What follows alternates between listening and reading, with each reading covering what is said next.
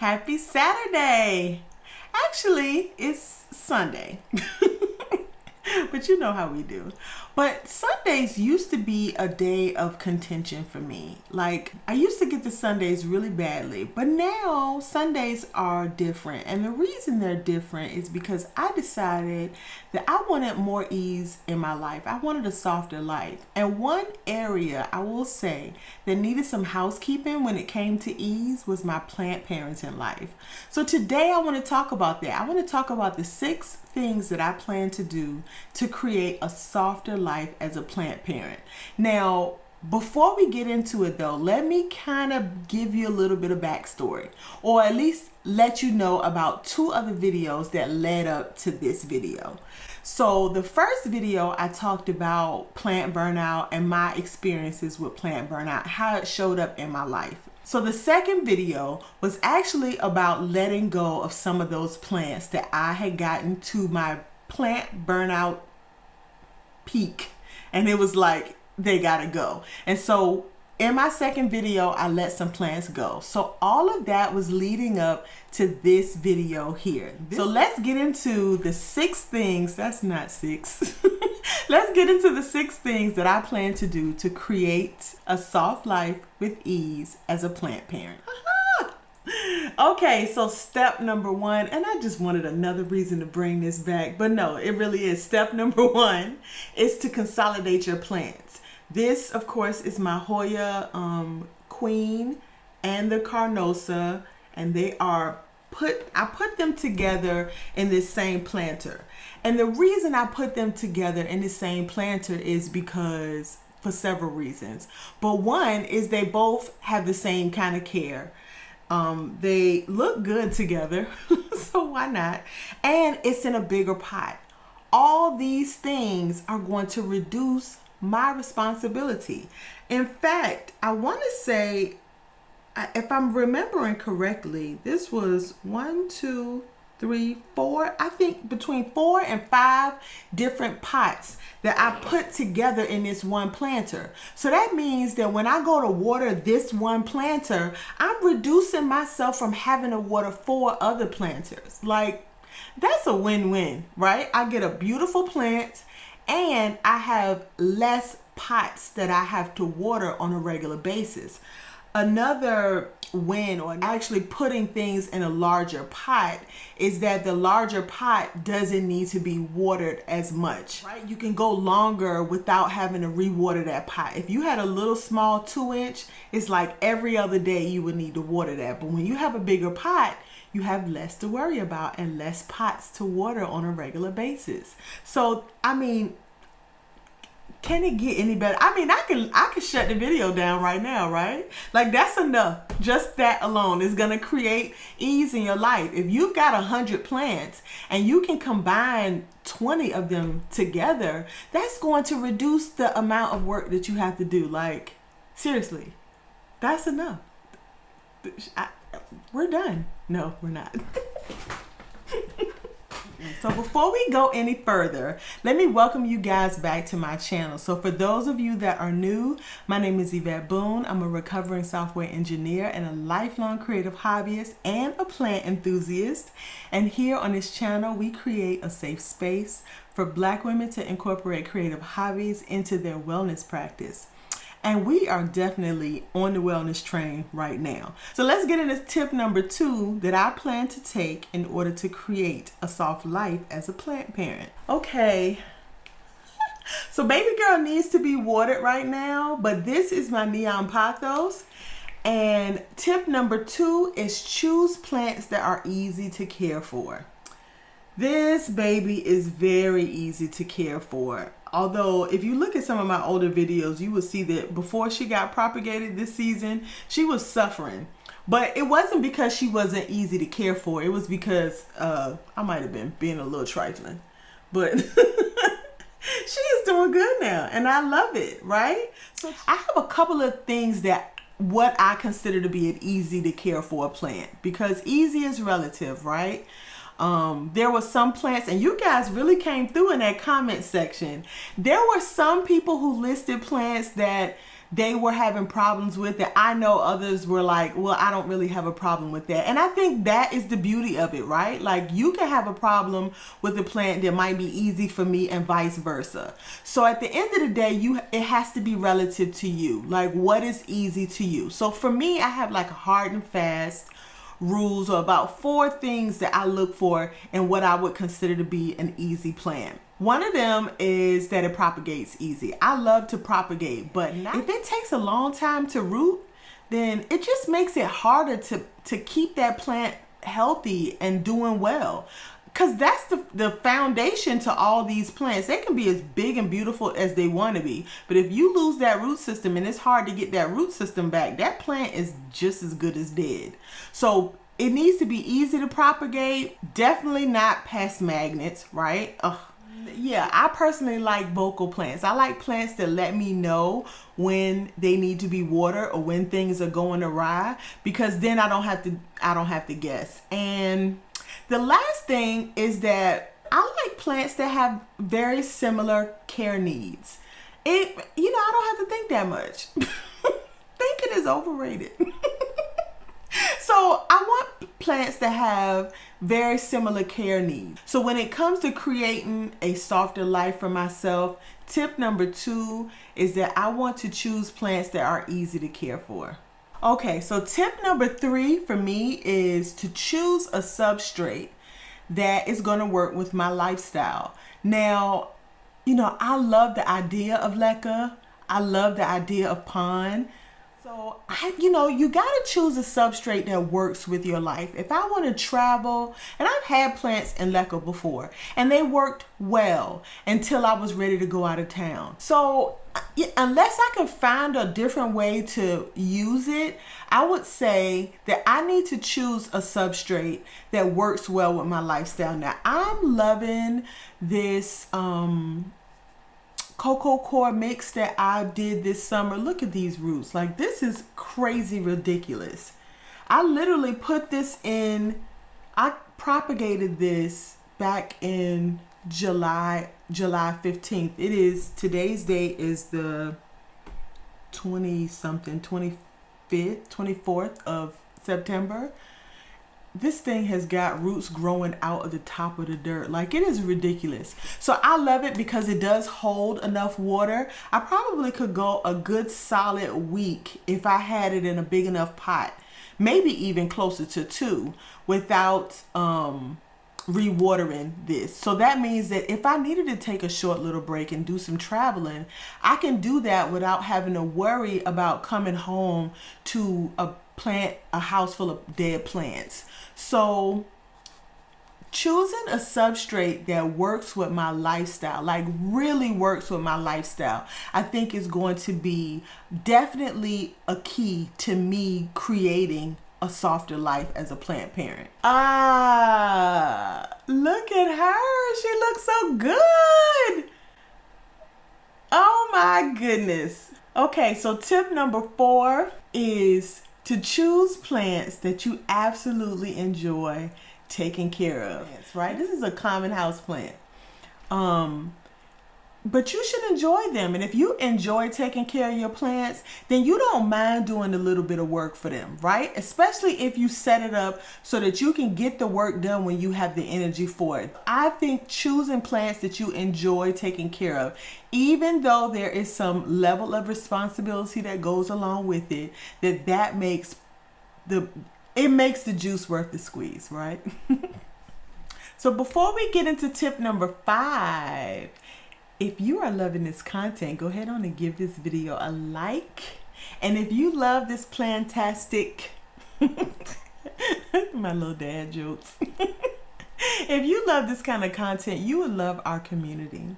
So subscribe. It is free. It costs you nothing. And subscribing just tells the algorithm that we are doing something right here, that we actually are a legit community, and that we are. So hit that subscribe button, tell your friends, share, hit that notification button so you know when I post new videos.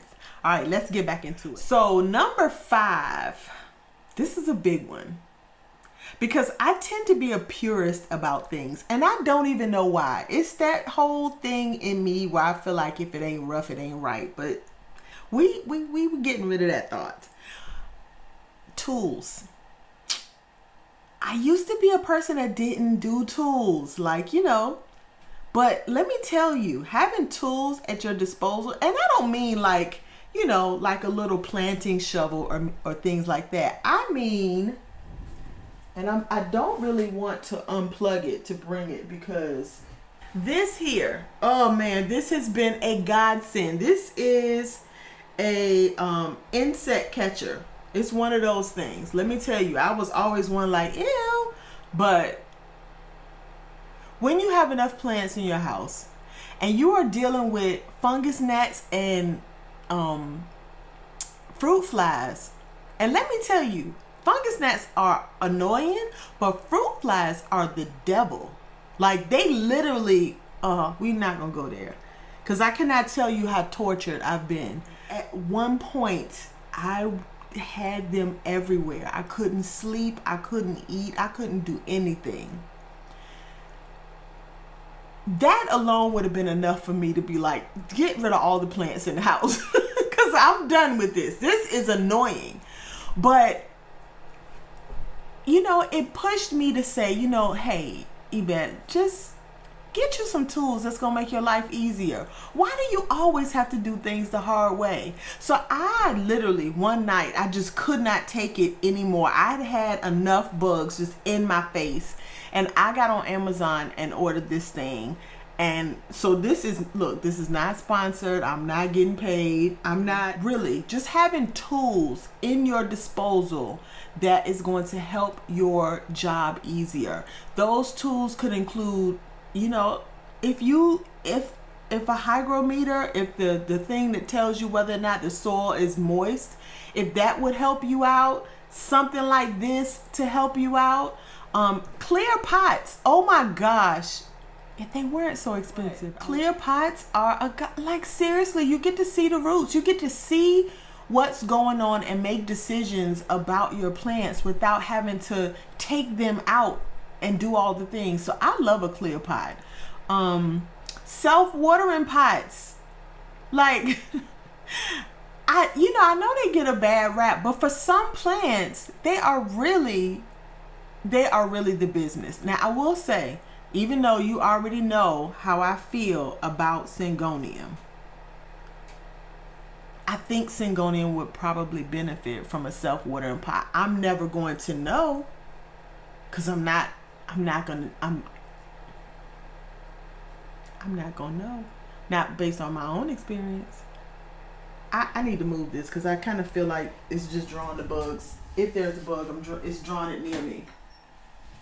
But yeah, so self-watering pots. I think for African violets, plants that love to stay moist, I think it might even be good for my calathea. Now, my calathea is on my side-eye list. If she start kirking out one time, if I see even a regular spider on her, she is out the door. However, I think she would benefit from a self-watering pot. So I think I might look into that. So tools that make your life easier, why not? Let's do it. Let's do it. I usually am one of those people that's like, no, we should do it the way our ancestors did it. But girl, if they had self-watering pots, they probably would have been using them too. Okay, for no reason other than I just wanted to show you that I have new growth.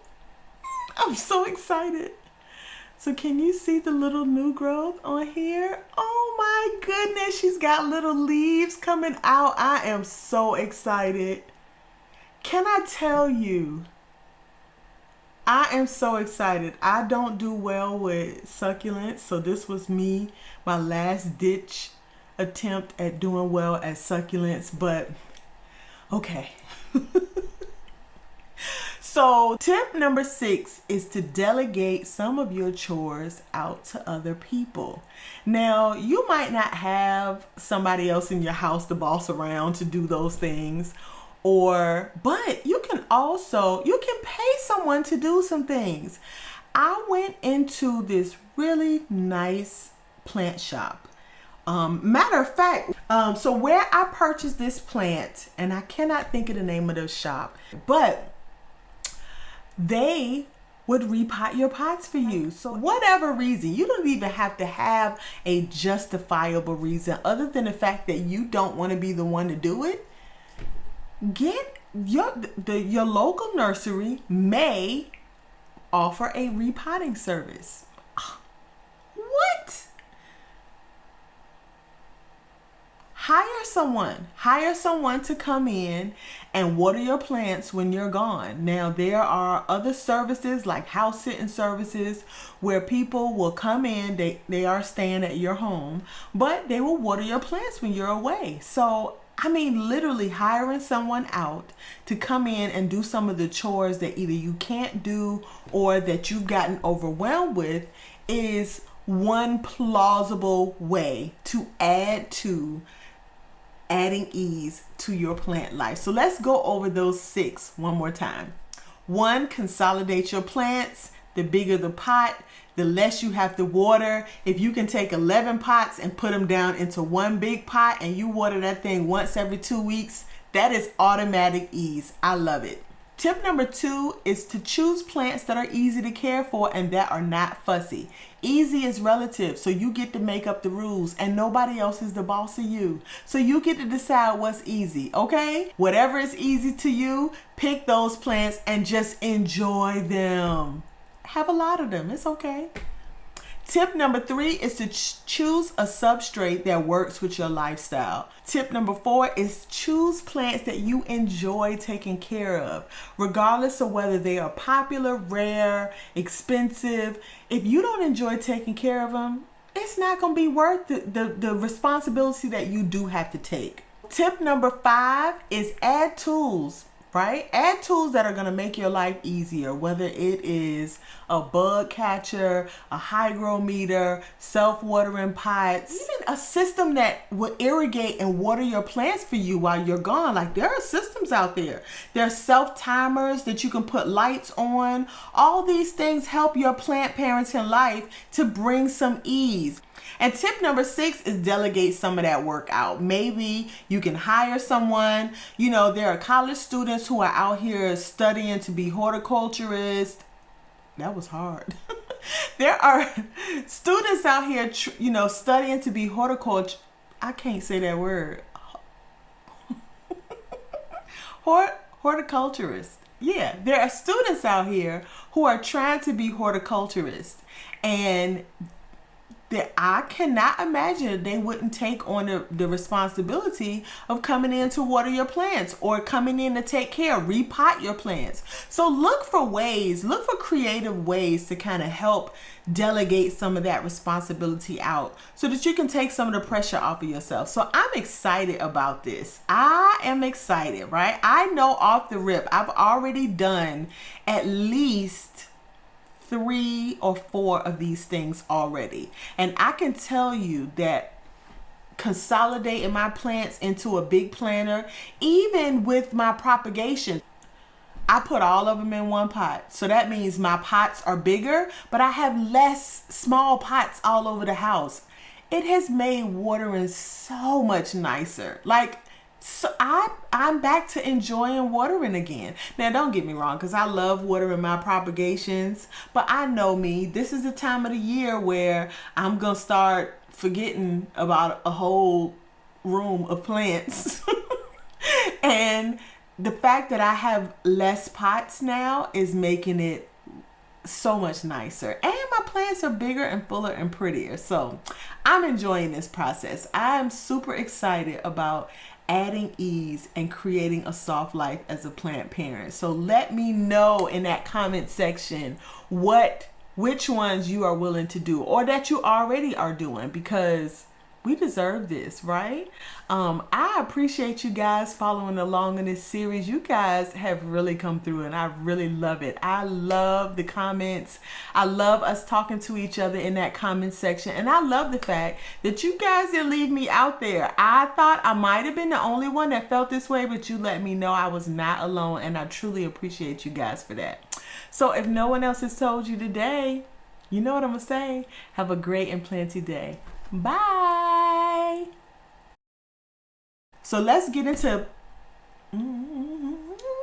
so let's get it go. Let it go. Let it go. These daggone Hoyas, man, I'm telling you, y'all is the friendliest little. Ugh. He's so friendly.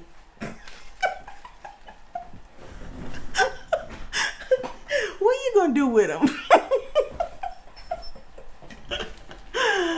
Tip number 6 is to delegate. You would think I had a drink. Tip number do. Okay.